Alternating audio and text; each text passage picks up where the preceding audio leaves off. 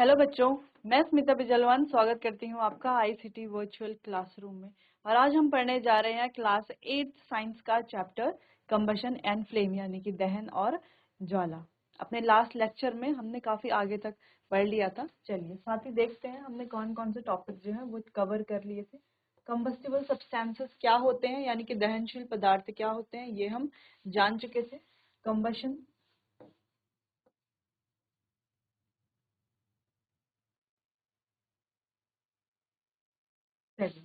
तो अपने लास्ट में लेक्चर के लास्ट में अपने प्रीवियस लेक्चर के लास्ट में हम पढ़ रहे थे कि जो हमारा दहन होता है वो कितने प्रकार का होता है। वहां पर हमने पढ़ा कि दहन जो है 3 प्रकार का होता है। 3 प्रकार के कौन कौन से दहन होते हैं? पहला तीव्र दहन, पहला तीव्र,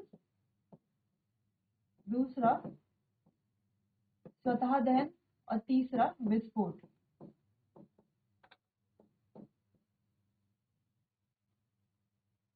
ठीक, तीव्र दहन में क्या होता है कि कोई भी जो हमारा तीव्र दहन मतलब इस प्रकार का दहन होता है जिसमें कोई भी सब्सटेंस यानी कि कोई भी पदार्थ जो है वो बहुत तीव्रता से जलता है। ठीक, और साथ ही साथ क्या बनाता है? ऊष्मा और लाइट यहाँ पर प्रोड्यूस करता है, ऊष्मा और लाइट बनाता है। लेकिन यहाँ पर क्या चाहिए होता है?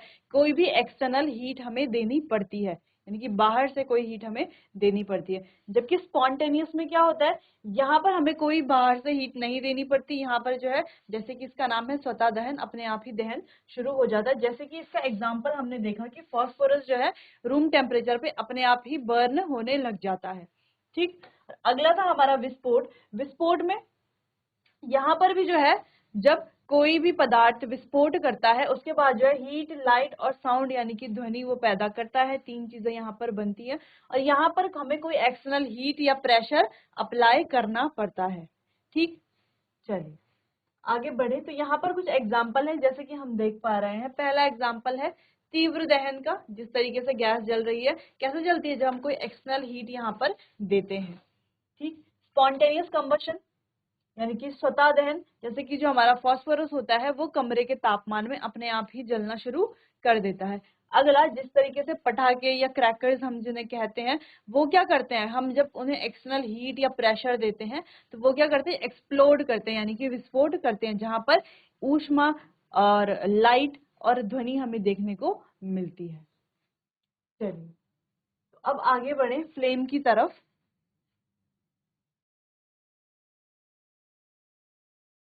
ठीक, चलिए अगला है फ्लेम। फ्लेम यानी कि ज्वाला। अब ज्वाला किसे कहा जाता है? Is the zone of a combustion of a combustible substances, यानी कि जो हमारे दहनशील पदार्थ होते हैं उनकी जो ये जोन होती है, जिस प्रकार इसकी ये जोन है, ये जोन है, इसी को क्या कहा जा रहा है? इनकी ज्वाला कहा जा रहा है। अच्छा, सारे ही पदार्थ से जो होते हैं, हमारे जितने भी हमारे दहनशील पदार्थ होते हैं, क्या उनमें जलते समय ज्वाला निकलती है? क्या सब में ही हमें ज्वाला देखने को मिलती है? नहीं, सब में ज्वाला देखने को नहीं मिलती। ठीक, कुछ सब्सटेंसेस में हमें ज्वाला देखने को मिलती है और कुछ में ज्वाला देखने को नहीं मिलती। जो जलते समय वेपोराइज हो जाते हैं उनमें हमें ज्वाला देखने को मिलती है, लेकिन जो जलते समय वेपोराइज नहीं होते उनमें हमें ज्वाला देखने को नहीं मिलती। जैसे कि कैरोसिन है, एलपीजी है, मोमबत्ती है। ठीक, इनमें ये जब जलते हैं तो वेपोराइज होते हैं तो इनमें हमें ज्वाला देखने को मिलती है। लेकिन जैसे कि कोयला है, कोयला है, चारकोल है, ये ऐसे सब्सटेंसेस हैं, ऐसे पदार्थ हैं जिनमें जलते समय हमें ज्वाला देखने को नहीं मिलती। ठीक, चलिए तो ये आप समझ गए होंगे, इसे आप जो है नोट कर लीजिए, फिर आगे बढ़ते हैं।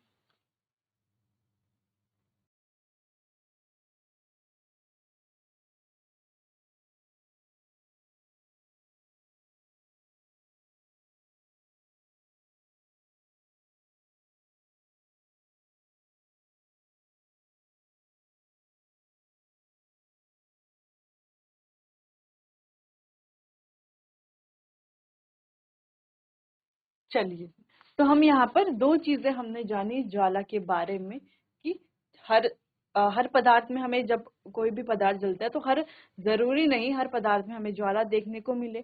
ठीक है, जो पदार्थ क्या होते हैं, वाष्पित होते हैं जलते समय, उनमें हमें ज्वाला देखने को मिलती, और जो वाष्पित यानी कि वेपोराइज नहीं होते उनमें हमें ज्वाला देखने को नहीं मिलती। ठीक,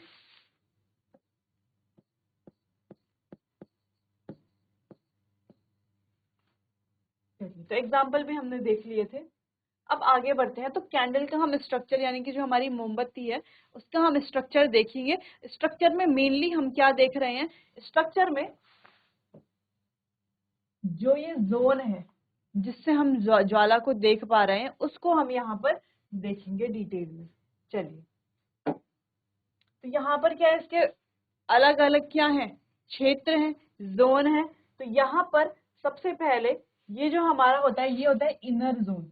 इनर जोन यानी कि सबसे कम गर्म वाला भाग या सबसे आंतरिक क्षेत्र हम जिसे कहते हैं इनर जोन यानी कि आंतरिक क्षेत्र। ठीक, अगला है हमारा मिडिल जोन। मिडिल जोन यानी कि आंशिक दहन वाला मध्य भाग। अच्छा, मिडिल जोन यानी कि मध्य भाग। अगला है हमारा आउटर जोन। आउटर जोन यानी कि बाह्य क्षेत्र, जो हमारा बाहर सबसे आउटर, सबसे बाहर का जो जोन है, सबसे बाहर का जो क्षेत्र है वही हमारा आउटर जोन है। उसके अलावा ध्यान ये रखना है कि जो इनर जोन है वो सबसे कम गर्म वाला भाग होता है, जबकि जो हमारा मध्य भाग है वो क्या होता है, इनर वाले से थोड़ा सा ज्यादा गर्म भाग होता है। लेकिन जो हमारा बाहर वाला सबसे आउटर जोन है वो क्या होता है, सबसे ज्यादा गर्म वाला भाग होता है। ठीक, ये तीनों चीजें हम समझ गए कि आउटर जोन, मिडिल जोन और इनर जोन क्या है, कौन सा भाग सबसे ज्यादा गर्म होता है, कौन सा भाग सबसे कम गर्म होता है। चलिए, तो इतना ही आपको इसमें समझना है कि सबसे पहले ये क्या होता है, यहाँ पे पूर्ण दहन होता है। क्या हो रहा है यहाँ पे, पूर्ण दहन।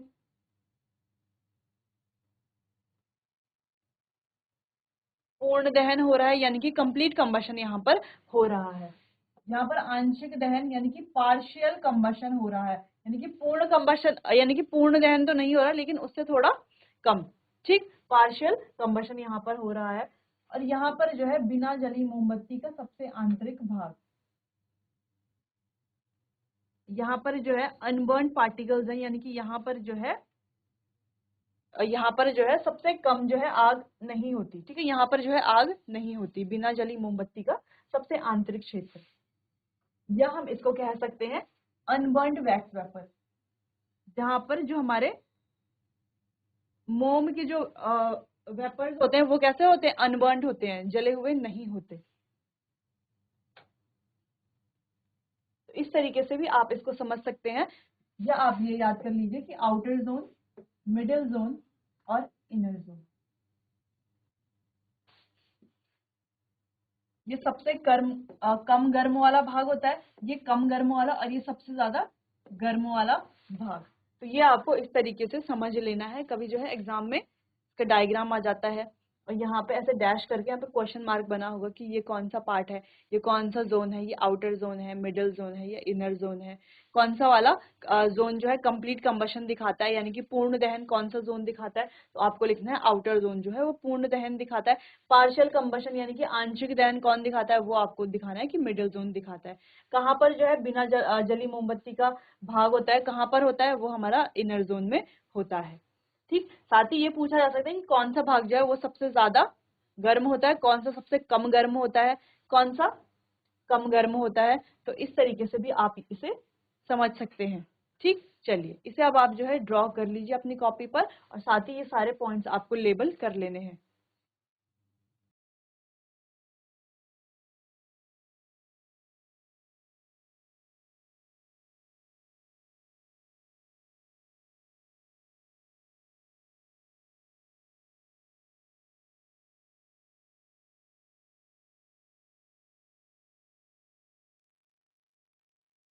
चलिए, तो आगे बढ़ते हैं। अब आगे यहीं पर हमारा जो कैंडल का स्ट्रक्चर है, जो अभी हमने मोमबत्ती का स्ट्रक्चर पढ़ा, विभिन्न क्षेत्र पढ़े, उनको ही अभी हमने यहाँ पर एलोबरेट करके लिखा हुआ है। मोमबत्ती के कौन से 3 जोन होते हैं? एक होता है आउटर जोन, यानी कि जो हमारी बाहरी क्षेत्र होता है, उसका होता है मिडल जोन, जो हमारा मध्य भाग होता है या मध्य क्षेत्र हम जिसे कहते हैं। लास्ट में हमारा होता है इनर जोन,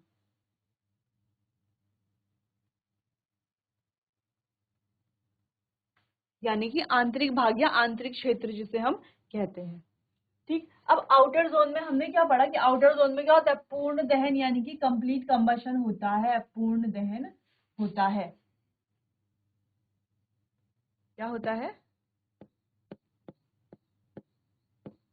पूर्ण दहन। Fuel takes place of the fuel takes place and colour of the flame is blue. ठीक है, और इसका जो रंग है वो कैसा? पूर्ण दहन होता है, और इसकी जो ज्वाला है उसका रंग कैसा होता है? नीला होता है। ठीक, and is the hottest part of the flame, और ये क्या होता है? सबसे गर्म वाला भाग, सबसे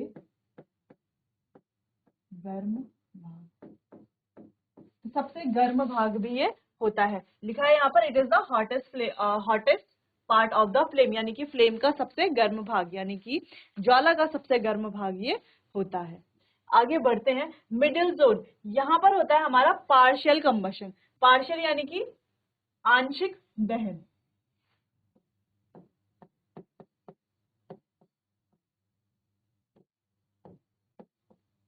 आंशिक दहन होता है। ठीक, फिर दूसरी चीज, यहाँ पर जो हमारा ज्वाला होती है उसका रंग कैसा होता है? पीला रंग होता है। कैसा रंग होता है? पीला, यानी कि येलो रंग इसका होता है। और ये कैसा होता है? मॉडरेटली हॉट होता है, ना ज्यादा गर्म होता है ना ज्यादा ठंडा भाग होता है ये। ठीक,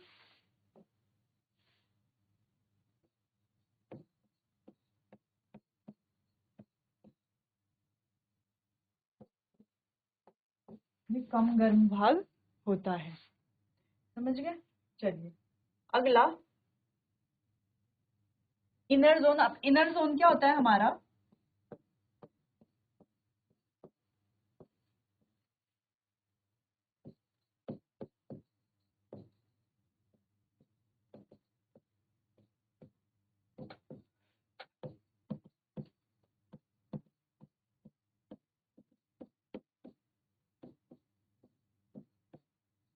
बिना जली मोमबत्ती का सबसे कौन सा भाग होता है? ये हमारा आंतरिक भाग होता है।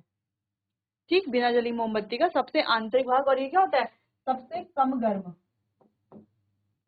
सबसे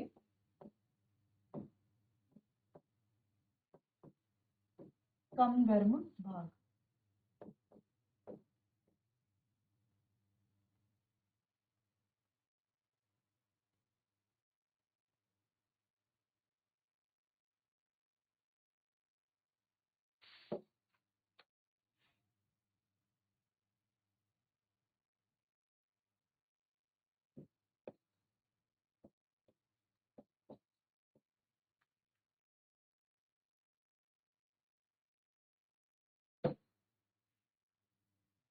आंतरिक क्षेत्र लिख देते हैं। चलो, यहाँ पर क्या होता है? Unburned vapours of the fuel. Fuel के अनबर्न्ड वेपर्स होते हैं, और इसका रंग कैसा होता है? इसका रंग होता है काला। कैसा रंग होता है इसका?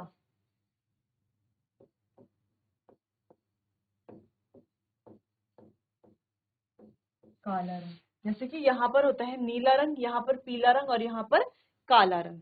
ठीक, तो इस प्रकार जो है आप इसे लिख लेंगे। इंग्लिश में लिखना है तो आप इंग्लिश में लिख लेंगे, हिंदी में लिखना है तो आप इसे हिंदी में अच्छे से नोट कर लेंगे। चलिए, तो इसे अब आप नोट कर लीजिए, फिर हम आगे बढ़ते हैं।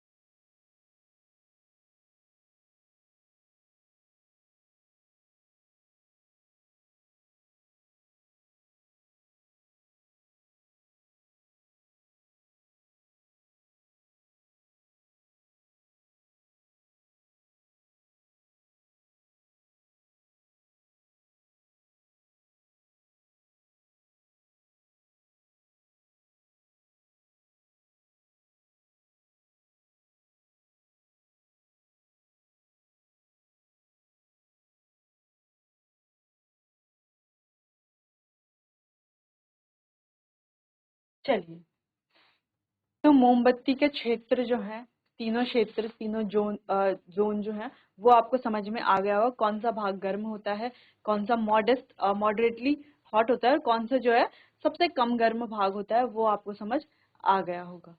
चलिए, तो आगे बढ़ते हैं। अगला है हमारा टॉपिक कि ईंधन क्या है। ईंधन यानी कि फ्यूल। अब फ्यूल क्या होता है, जैसे कि हमने पहले भी पढ़ा इस चैप्टर के बीच में, स्टार्टिंग में हमने क्या पढ़ा कि जो हमारे कंबस्टिबल सब्सटेंसेस है यानी कि दहनशील पदार्थ हैं, उनको ही क्या कहते हैं हम, फ्यूल भी कहते हैं, उनको ही हम ईंधन भी कहते हैं। ठीक, जैसे कि लकड़ी, कोयला, इसके अलावा पेट्रोल, केरोसिन, मिट्टी का तेल, ये सारे ही क्या है हमारे कंबस्टिबल सब्सटेंसेस तो हैं, यानी कि दहनशील पदार्थ तो हैं, लेकिन साथ ही इन्हें क्या कहा जाता है, इन्हें ही ईंधन भी कहा जाता है। अब ईंधन क्या होता है ये हम समझ गए। चलिए आइए इसे थोड़ा पढ़ लेते हैं।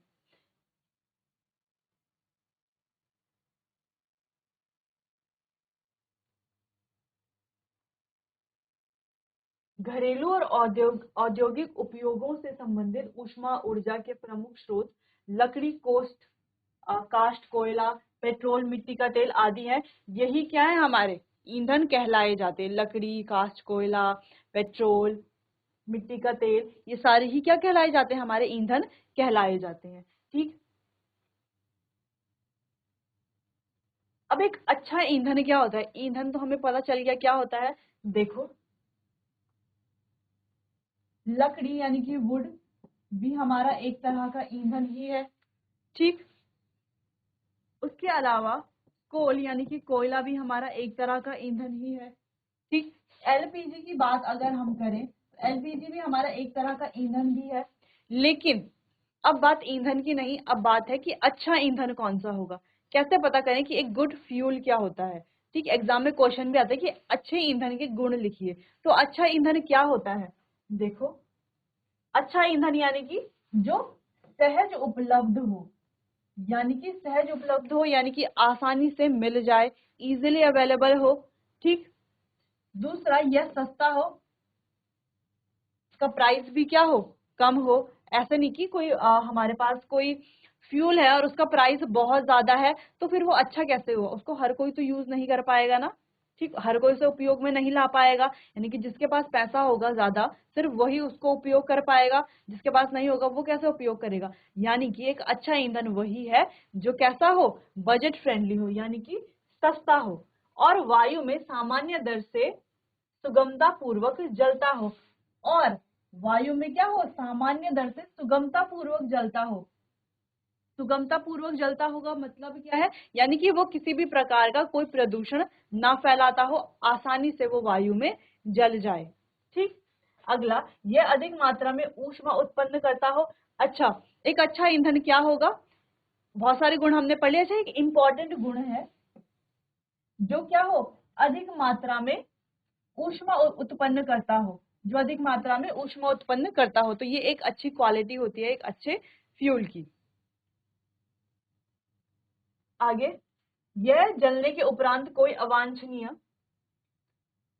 पदार्थ नहीं छोड़ता, यानी कि ये कोई भी पॉल्यूशन नहीं करता, कोई भी अवांछनीय पदार्थ इसके पीछे नहीं छूटता, यानी कोई भी अननेसेसरी कोई भी सब्सटेंस ये नहीं छोड़ता, तो वही क्या होगा, हमारा एक अच्छा फ्यूल यानी कि एक अच्छा ईंधन कहलाया जाएगा।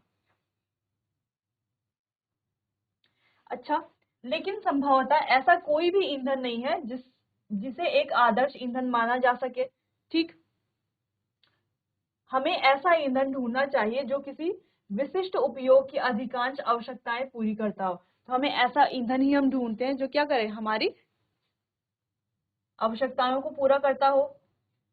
अच्छा, ईंधन के जो मूल्य होते हैं उनमें विभिन्नता होती है, अलग अलग मूल्य होते हैं अलग अलग ईंधनों के। कुछ ईंधन सस्ते होते हैं, कुछ ईंधन महंगे होते हैं। जिन ईंधनों से आप परिचित हैं उनकी सूची तो आप बनाइएगा। ये है, इसको अभी हम करते हैं। चलिए, अच्छा, यहाँ पर हम पढ़ चुके कि ईंधन क्या होते हैं। ठीक, जैसे कि जो हमारे काष्ठ, कोयला या लकड़ी या पेट्रोल, मिट्टी का तेल, ये सारे ही क्या होते हैं, हमारे ईंधन कहलाए जाते हैं। ठीक, उसके अलावा हमने पढ़ा कि अच्छे ईंधन क्या होता है, अच्छा ईंधन का गुण क्या होता है। वैसे तो एक अच्छा ईंधन कहना बहुत मुश्किल है, क्योंकि कुछ ईंधन क्या है, सस्ते होंगे, कुछ महंगे होंगे, तो अच्छा और बुरे में उनको डिवाइड करना बहुत मुश्किल है। इसीलिए हमें ऐसे ईंधन को ढूंढना चाहिए जो हमारी सारी आवश्यकताओं को पूरा करता हो, जो ना ज्यादा प्रदूषण फैलाता हो, ना ज्यादा महंगा हो, ज्यादा ऊष्मा पैदा करता हो। तो इस प्रकार जो है हमें ऐसा ईंधन खोजना चाहिए। चलिए, तो कुछ ईंधनों की सूची हमें यहाँ पर बनानी है, वो हम करेंगे। उससे पहले जो है हम अलग अलग प्रकार के ईंधन यानी कि ईंधनों का प्रकार पढ़ लेते हैं। अब हमारे पास 3 मुख्य प्रकार के ईंधन होते हैं। एक होते हैं हमारे ठोस यानी कि सॉलिड फ्यूल, एक होते हैं हमारे लिक्विड यानी कि द्रव ईंधन, और एक होते हैं हमारे गैसियस यानी कि गैसीय ईंधन। अब इन सभी ईंधनों से हम परिचित तो हैं, एक बार इनको फिर से हम अच्छे से पढ़ लेते हैं। जो हमारे सॉलिड यानी कि ठोस ईंधन होते हैं वो कौन कौन से होते हैं, जैसे लकड़ी, कोयला, चारकोल, इस प्रकार के जो ईंधन है ये हमारे ठोस ईंधन हो जाते हैं। ठीक, और द्रव ईंधन जैसे कि हमारे पेट्रोल है या मिट्टी का तेल है, तो इस प्रकार के ईंधन क्या है, हमारे द्रव ईंधन होते हैं। अगला हमारे गैसीय ईंधन, ईंधन क्या होते हैं, जैसे कि हमारा सीएनजी यानी कि कंप्रेस्ड नेचुरल गैस, प्राकृतिक गैस, संपीड़ित प्राकृतिक गैस। ठीक, या हमारी लिक्विफाइड पेट्रोलियम गैस एलपीजी, जो हम अपने घरों में भी हम अपने घरों में, रसोइयों में इस्तेमाल उपयोग करते हैं। अगला हमारा बायोगैस, हाइड्रोजन, ये सारे ही हमारे क्या है, गैसीय ईंधन है, गैसीय फ्यूल है। ठीक, तो ये जो है आप नोट कर लीजिए, और इस प्रकार से हमें यहाँ पर एक सूची बनानी थी। तो ये आप जो है अपनी एनसीईआरटी से देख के इसे आप भर लीजिएगा। पहले आप इसे नोट कीजिएगा, फिर आगे हम बढ़ते हैं।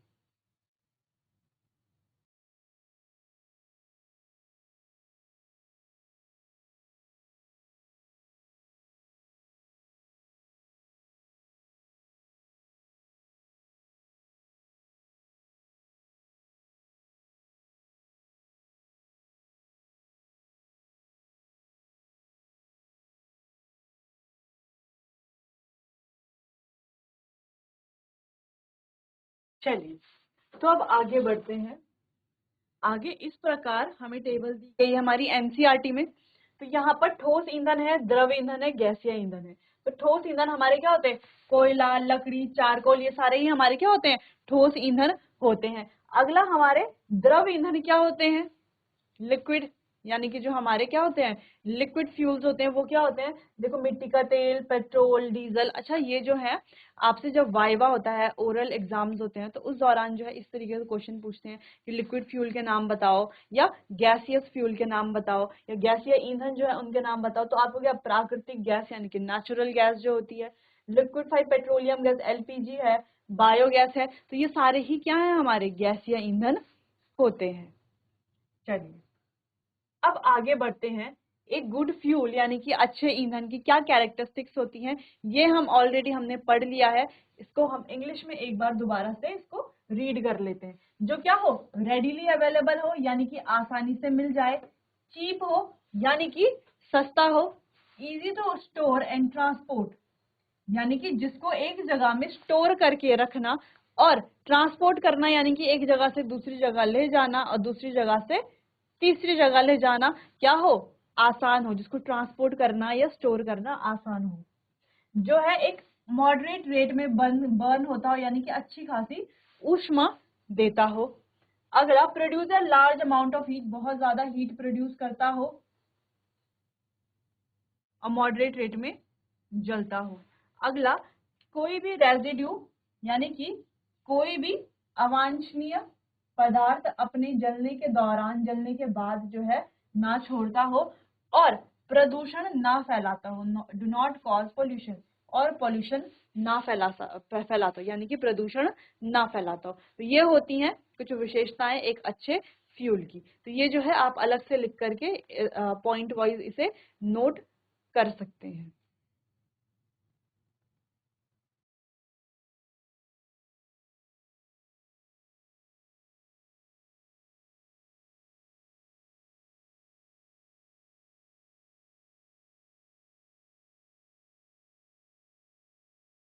चलिए, तो आगे बढ़ते हैं। अगला है हमारा टॉपिक ईंधन दक्षता। अब ईंधन दक्षता क्या होता है, चलिए, यानी किसी ईंधन के 1 किलोग्राम पूर्ण दहन से प्राप्त ऊष्मा ऊर्जा की मात्रा उसका ऊष्मीय मान कहलाई जाती है। ठीक, ऊष्मीय मान क्या होता है अब, यानी कि 1 किलोग्राम ईंधन जब अपना कंप्लीट कंबशन करेगा, यानी कि पूर्ण दहन करेगा, 1 किलोग्राम एलपीजी या 1 किलोग्राम एलपीजी नहीं, कोई भी फ्यूल हमारा जब अपना पूर्ण दहन करेगा, ठीक, उससे जो हीट एनर्जी निकलेगी यानी कि ऊष्मा ऊर्जा निकलेगी, वही उसका ऊष्मीय मान कहलाई जाती है। तो ईंधन का जो ऊष्मीय मान है वो किलो जूल पर केजी से हम डिनोट करते हैं, या इसी मात्रक द्वारा ये प्रदर्शित किया जाता है, ठीक, किलो जूल पर केजी। अच्छा, अब हम आगे पढ़ेंगे कि अलग अलग जो ईंधन होते हैं हमारे, उनका ऊष्मीय मान जो होता है वो अलग अलग होता है। ठीक,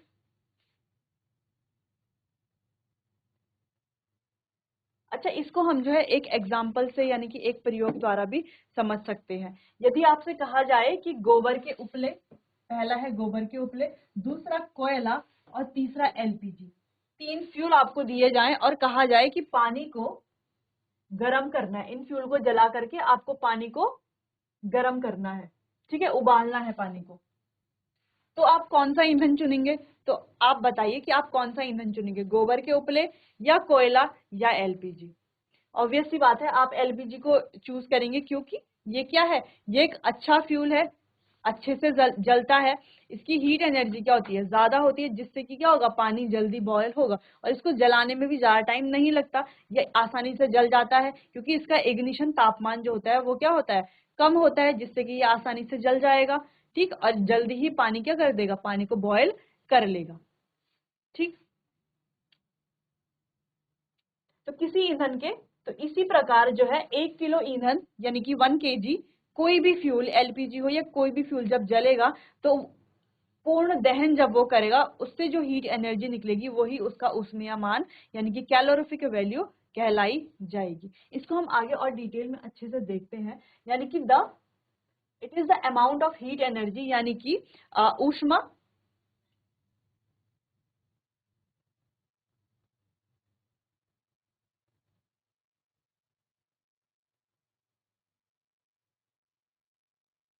ठीक है, तो यहाँ पर वही डेफिनेशन इंग्लिश में लिखी हुई है कि 1 केजी फ्यूल जब जलेगा, ठीक है, 1 केजी फ्यूल जब जलेगा और उससे जितनी उसके कंप्लीट कंबशन यानी कि पूर्ण दहन से जितनी हीट एनर्जी निकलेगी वही उसकी कैलोरीफिक वैल्यू होगी। कैलोरीफिक वैल्यू को किलो जूल पर केजी से डिनोट हम करते हैं, और अलग अलग पदार्थों की अलग अलग कैलोरीफिक वैल्यू होती है। जैसे कि हम यहाँ पर देख पा रहे हैं कि काउडंग केक यानी कि जिसको गोबर के उपले हम कहते हैं, उसकी कैलोरीफिक वैल्यू 6000 से 8000 है, जबकि जो हमारी बायोगैस, एलपीजी गैस, उनकी कैलोरीफिक वैल्यू क्या है, 55,000, काफी ज्यादा है। ठीक, तो यानी कि हाइड्रोजन जो है, यहाँ पर हम क्या देख पा रहे हैं कि हाइड्रोजन जो है उसकी कैलोरीफिक वैल्यू क्या होती है, हाईएस्ट होती है। तो कभी कभी क्वेश्चन आता है कि कौन से फ्यूल की कैलोरीफिक वैल्यू सबसे ज्यादा होती है, यानी कि कौन से फ्यूल का, कौन से ईंधन का ऊष्मीय मान सबसे ज्यादा होता है, तो उसका आंसर है हाइड्रोजन। ठीक, चलिए, तो ये सारणी जो है, ये टेबल है, ये आप नोट कर लीजिए।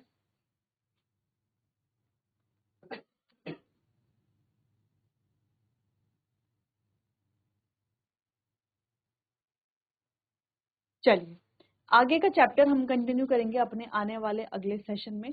तब तक के लिए आप अच्छे से पढ़ते रहिए, और इसको जो है हम आगे अपने आने वाले सेशन में और अच्छे से डिस्कस करेंगे। चलिए, तो मिलते हैं अपने आने वाले अगले सेशन में, तब तक के लिए आपका बहुत बहुत धन्यवाद।